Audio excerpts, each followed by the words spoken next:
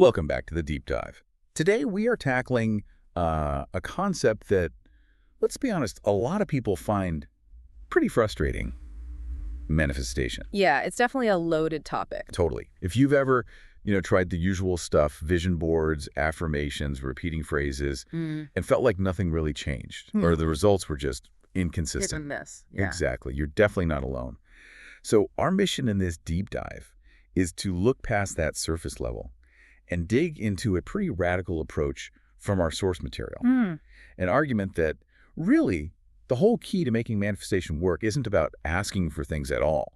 It's about a much deeper internal shift. And what's really interesting here is how much this flips the common narrative, right? The idea that you just put a request out there and we'll wait for the universe to deliver. Yeah, the ask and receive model. This methodology basically says, stop right there. That external focus, that's apparently the biggest myth holding people back. The core idea, the central thesis in these sources, is that manifestation is like solely tied to your identity, who you fundamentally are. Right. So it becomes this structural mindset shift. It actually requires doing the work, sometimes the hard work, of rewiring your core beliefs about yourself. And if you don't do that... well, then your inner self, that mix of old habits, limiting beliefs, maybe self-doubt, it kind of acts like this invisible wall. blocking what you want. Exactly. It acts as a blocker to whatever you're trying to attract. You might visualize, I don't know, $1 million. But if deep down you still feel like you're not the kind of person who could handle it or doesn't deserve it, the universe, or maybe just your own subconscious, keeps that door firmly shut. Okay, let's really unpack that core concept then, because it sounds like the absolute engine of this whole thing. You don't get what you want in manifestation, you get who you are. That is, well, it's a big shift, isn't it? Because it puts all the focus back on you, internally. Entirely inward, yes. The sources argue the universe is essentially just a mirror. It reflects back what you currently believe you are and what you believe you're capable of receiving. So if you believe you're capable of very little. That's what tends to show up. Precisely. And that's why this material puts such a heavy emphasis on dedicated self-concept work. Right, not just vague journaling. No, not at all. They push for structured tools specifically designed to help you dismantle that old self-identity that isn't serving you. Okay, so how does that work in practice? Well, it often starts with something like self-concept mapping.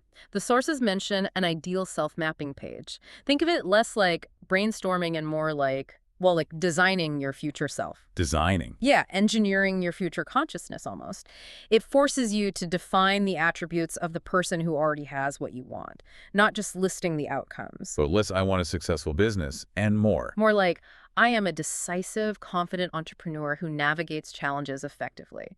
What does that person believe? How do they carry themselves? How do they think? I see. So it's about embodying the identity first. Exactly. And then there's usually a second part, like a self-concept work page. This often uses, say, a table format. The table. Yeah, to really clearly define your current limiting story or narrative on one side versus the desired narrative on the other, the way you actually want to see yourself. Ah, so you can literally see the gap. You can see the gap, measure it, and the explicit goal then becomes identifying and actively removing what they call signs of old programming. Old programming, like habits and thoughts. Exactly. The behaviors, the automatic thought patterns, the habits that keep you tethered to that past identity, the one you're trying to move beyond. Okay, but hang on. If we're talking about changing identity, rewiring beliefs, sounds a lot like, really good psychological goal setting, which is great. But where does the sort of metaphysical part, the universe, fit into this very structured, almost pragmatic process? That's actually the clever part, the synthesis. The structure is the vehicle for the shift, whether you see it as psychological, metaphysical, or both. They even point to research, the finding that simply writing down your goals makes you something like 42% more likely to achieve them. Right, that's a known statistic. It is, and that's not magic, right? It's about focus, clarity, commitment, psychology. Okay. The metaphysical element, or maybe the deeper psychological element, comes in how you're writing and the belief system you're actively training your brain to adopt as reality. That consistent, structured writing acts as the catalyst. For changing the brain. For neurological change, yeah. Which leads us right into the science connection. Yes, this is where it gets really fascinating for me, connecting this belief work to, well, actual neuroscience. The claim seems to be that these writing techniques aren't just affirmations, they're targeting subconscious reprogramming. aiming for lasting structural change in the brain. So how does that work? This is where they bring in neuroplasticity. The sources explicitly claim that using techniques like law of assumption scripting helps you actively rewire your subconscious Rewire. by forging new neural pathways. We know the brain can reorganize itself. That's neuroplasticity. This approach suggests we can intentionally direct that process. We can consciously build a successed brain, if you like. Okay, wow. So how does the scripting actually do that? What's the mechanism? It's quite specific, and it demands consistency. You have to write about your life, your desire, as if it's already real. Already happened. Or happening right now. Past tense or present perfect tense. By doing that, by forcing your brain to repeatedly assume the feeling of the wish fulfilled, day after day, Okay. you're essentially, neurologically speaking, starving those old neural circuits, the ones linked to self-doubt, fear, limitation. You stop using them. And strengthen the new ones. And you simultaneously strengthen and reinforce the new pathways, the ones associated with belief, confidence, success, deservingness. It's literally a use it or lose it principle applied to your deepest beliefs. Okay, that frame makes a lot of sense neurologically. So if the old self is like a deeply ingrained habit, a default neural network, the question becomes, how do you speed up breaking that habit?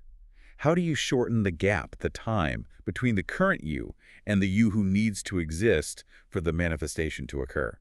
The sources call this collapsing the timelines, right? Exactly. Collapsing the time it takes to shift identity. So how do they suggest you do that? What are the tools for acceleration? Well, the methodology introduces some specialized techniques designed specifically for that rapid mental shift. They talk about quantum leaping. Quantum leaping sounds intense. It is. It involves consciously, rapidly shifting your identity, your emotions, your whole energy to match the self who already has the manifestation.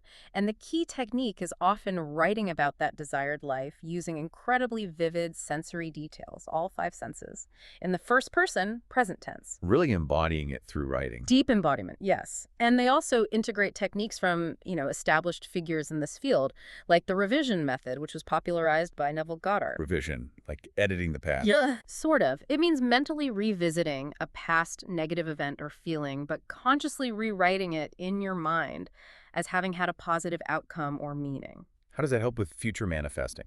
By applying it to your identity work, you're not just building forward, you're actively cleaning up the emotional residue from the past, removing that old programming so it doesn't unconsciously sabotage the future self you're constructing.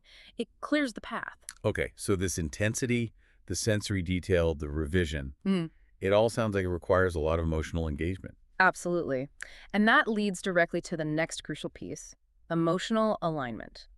That level of detail, writing with all 5 senses, isn't just for fun. It's required to truly immerse yourself in the feeling of the wish fulfilled. And why is that feeling so important? Because this deep immersion is designed to consciously raise your vibration. That's the term they use. Basically, it consistently shifts you into a higher emotional state: gratitude, joy, excitement, certainty, peace. And staying in a low vibrational state is counterproductive.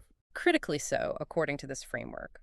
Remaining stuck in worry, stress, fear, or feelings of lack isn't just unpleasant. Neurologically, it reinforces those negative pathways we talked about.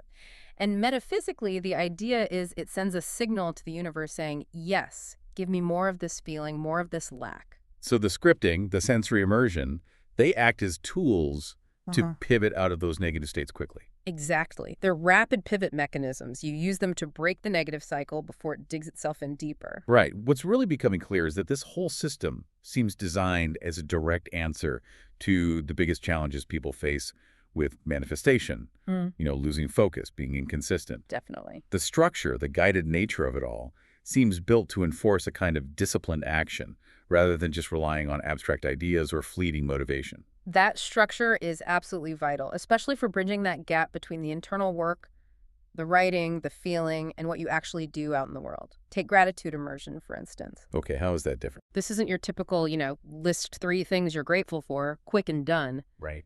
It requires journaling deeply on just one thing each day, using those sensory details again, descriptive language, to achieve a genuine, sustained feeling of gratitude. A real vibrational lift. It prioritizes the quality of the feeling over the quantity of items listed. Quality over quantity, I like that. And that depth of feeling then connects directly to the aligned actions section mentioned in the source material. Aligned actions. Yes. So making sure you do things. Yes, but in a guided way. This part often involves answering specific questions each day.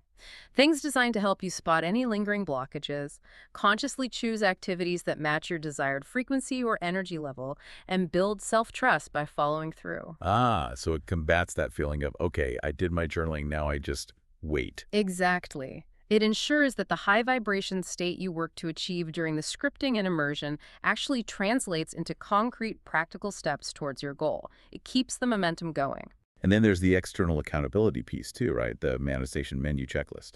Yeah, that's another interesting tool. It's for tracking those helpful daily actions that happen outside the main journaling work. Like what? Things like maybe EFT tapping or a specific type of meditation, maybe even exercise or healthy eating, whatever practices the user finds effective in supporting their overall well-being and reinforcing that new identity. So it acknowledges the holistic picture. Right. It helps you stay accountable for the broader routines that actually support the deep mental and emotional work you're doing in the journal. It reinforces the new high vibration identity you're building from all angles. Okay, if we pull all these threads together, the identity work, the neuroplasticity, the structured actions, it really sounds like the material is asking you to become, well, your own coach. Your own best life coach, yeah, through active self-monitoring and self-diagnosis. And that's where the daily trackers come in. They're built right into the journaling pages in some of these systems. Trackers, what are they tracking? Usually key subjective states, but turned into data points. Things like your perceived frequency, like your overall emotional level for the day, your belief level, how strongly you genuinely believe in the new identity you're building. Wow. And often an attention meter, which basically gauges how much you're trusting the process, trusting the universe, versus trying to force or control things. That sounds like an incredibly powerful diagnostic tool. It really can be, because the purpose isn't just logging the data, it's pattern recognition. How so? When you look back over your entries, maybe from last week or last month, and you see those tracker levels, perhaps there was a sudden dip in your frequency level or your belief dropped for a few days. You can then try to correlate that with what was happening externally or maybe an internal thought loop you fell into. And by seeing the pattern, you gain the power to break it next time it starts. So it turns subjective feelings into measurable data for self-correction. Exactly. It objectifies the subjective, which helps you manage it more effectively. And this kind of self-awareness, this self-correction, is crucial for mastering something like the law of detachment. Ah, yes, detachment. That always seems like a tricky one. People talk about it online, but it feels fuzzy. It can be very confusing, Yeah. but the guided structure we've been discussing actually helps clarify it. It does this by implicitly and sometimes explicitly breaking down what you control versus what you need to surrender. Okay, what's the distinction here? You control the internal work, the Yeah. identity shifting, the scripting, the emotional alignment, tracking your state, choosing aligned actions. That's your domain. Right. What you surrender is the how and the when, the specific way it will manifest, the exact timing. Trying to micromanage that part just creates stress and resistance. And that stress lowers your vibration, presumably. Precisely. It's counterproductive to the whole high vibration state you're working so hard to cultivate. So mastering detachment through this structured approach is really about releasing that counterproductive stress and trusting the process you're engaged in. Okay, so bringing it all together, what does this really mean for you, the listener? It seems the core message distilled from this kind of material is pretty clear. Effective manifestation isn't really about wish lists or external rituals. Not primarily, no. It's much more focused on disciplined internal identity construction. Yeah. And rigorous, structured consistency in doing that work, day in, day out, like the undated journals designed for months of use. Right. It's about embedding it into a routine. And the real genius, I think, is in the blend. It takes these concepts, some might call them metaphysical law of assumption, law of attraction, and it marries them with practical psychological tools for self-awareness and goal achievement. And then it anchors the whole thing in a very modern understanding of neuroplasticity. Targeting subconscious reprogramming. Exactly. The ultimate goal is achieving that deep, repeatable subconscious shift through a consistent, guided practice. Which leaves us with a pretty provocative final thought to chew on, doesn't it?